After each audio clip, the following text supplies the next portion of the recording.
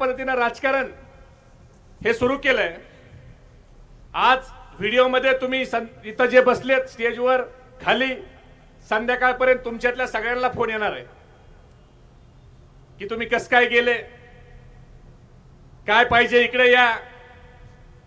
म्हणजे हे सध्या दिवसभर एकच काम चालू आहे, फेसबुक आणि व्हॉट्सअपवर फोटो बघायचे आणि विरोधी पक्षाच्या कार्यक्रमाला कोण हजर आहे त्याला फोन करून, त्याच्या नातेवाईकाला फोन करून बोलून घ्यायचं।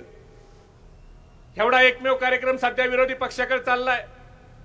अरे तुमच्याकडे सत्ता आहे, तुम्ही विकास केला म्हणताय, तुम्ही सगळं केलं म्हणताय, मग तुम्हाला स्वतःच्या कामावर विश्वास नाही का? तुम्हाला का दादागिरी करावी लागतीये? का तुम्हाला दम द्यावा लागतोय? का फोन करून दम द्यावा लागतोय? जरी तुम्ही दादागिरी केली, फोन करून दम दिला, तरी स्वाभिमानी मतदार आहे हा तुमच्या दादागिरीला आणि दमाला बळी पडणार नाही। जसे तुम्ही ईडीला भिवून गेले तसे तुम्हाला वाटतंय कार्यकर्ता हा ईडीला भिवून गेलाय। तुमच्या सोबत जे आले ते फक्त मलिदा गँग आहे। एकही माणूस स्वाभिमानी, एकही मतदार स्वाभिमानी हा तुमच्या बाजूला त्या ठिकाणी गेलेला नाही आणि म्हणून तुम्ही अस्वस्थ आहेत।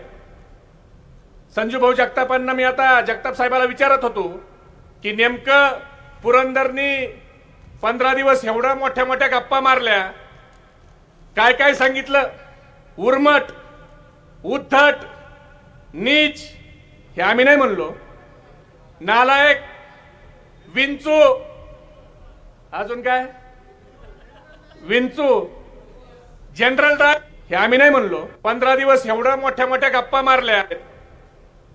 संजू भाऊ जगतापांना मी आता जगताप साहेबाला विचारत होतो की नेमकं पुरंदरनी 15 दिवस आणि म्हणून तुम्ही अस्वस्थ आहेत। संजू भाऊ जगतापांना मी आता जगताप साहेबाला विचारत होतो की नेमकं पुरंदरनी 15 दिवस एवढ्या मोठ्या मोठ्या गप्पा मारल्या, काय काय सांगितलं,